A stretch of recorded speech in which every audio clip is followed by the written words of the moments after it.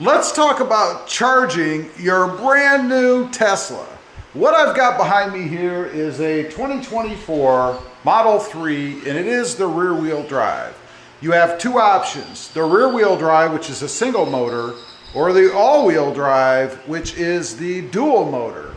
And Tesla uses two different types of batteries depending on which trim level you get. Before we get into how you should charge it, let's take a quick look inside. I want to show you that there is an option on the screen where you can actually choose how much charge you're going to put in. So you want to click the little icon over here, the car itself, then you want to click charging.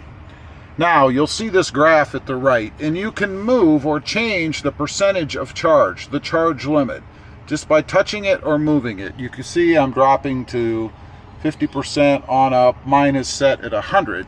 And then you also can set the amperage that you're going to use. Mine is set at 32 amps.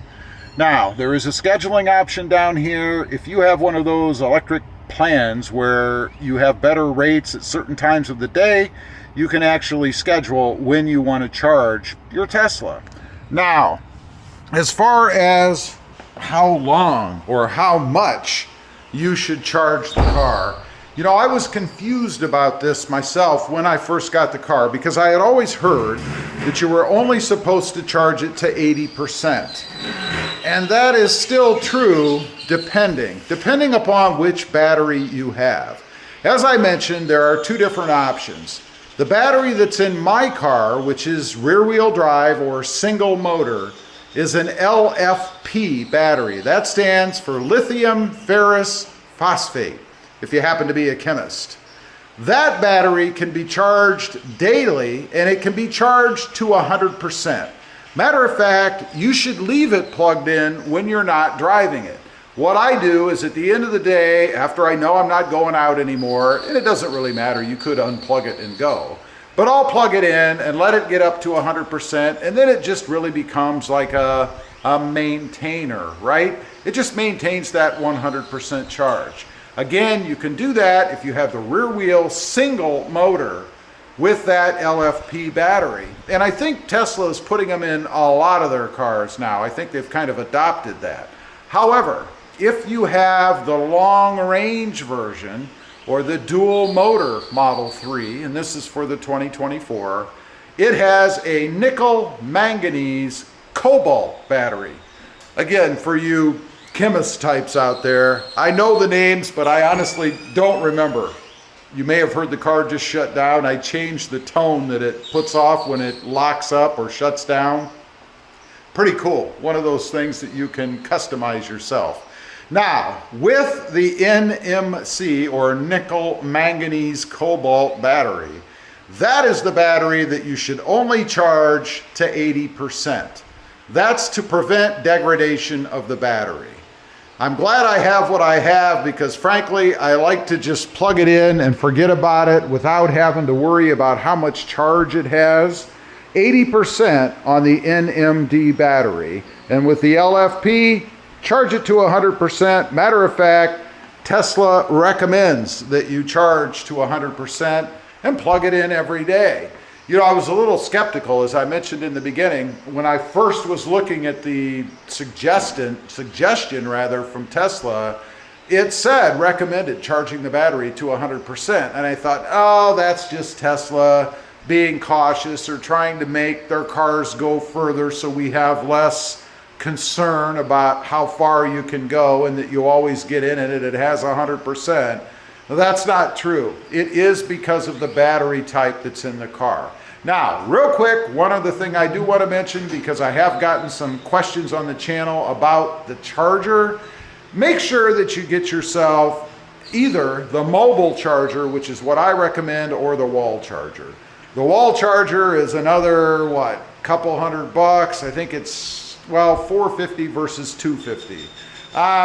I would recommend the mobile charger only because it does give you the ability to go somewhere else and charge the car if you need to. For instance, you're going to visit someone.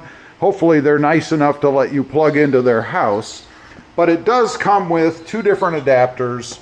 This is the style that fits in the washer kind of slot or plug, and there is another that plugs in here. You remove this, put the other one in, and it will plug into your 110 house volt, or house outlet I should say.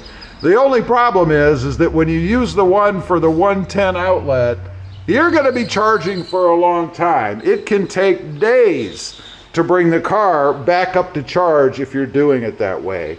For me, what I have noticed, charging up from around 50, low 50 some percent, it takes a little over 4 hours. So obviously, if you ran the battery way down, you'd be looking at somewhere between probably 6 to 8, maybe 9, 10 hours to charge the car completely up if it was run down rather very low.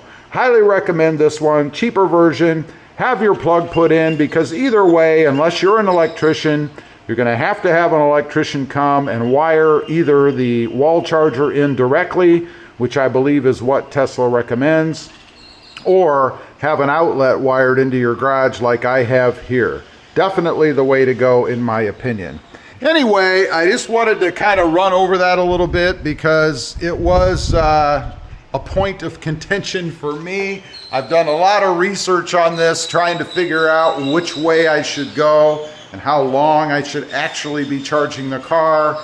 For me, it's definitely going to be 100%. And by the way, you do have a warranty anyway, 8 to 10 years, depending on which trim level and which battery and all that stuff you got. So that you're covered. If the battery drops below, I believe it's 70% capacity. In other words, no matter what you do, you're never going to charge over 70%. Then you're covered under that warranty. To be sure, check your warranty yourself and you'll know. It is a good thing to know, since that is the only way to make the car move, to actually drive it, right? Leave a comment, let me know. If you've got a Tesla, or maybe you just bought a 2024, were you aware of this, and how are you handling your charging situation? Also, I'd be curious to know, did you go with the wall charger or the mobile charger? And do you have one of those electric plans that in essence allows you to charge the Tesla for free? I know there's a plan out there, or at least there was, where you could have free energy between certain hours. Obviously, those hours would be when you would want to plug in your Tesla to charge, and then you can drive the car absolutely free. Thanks for watching. Stay safe out there. Bye.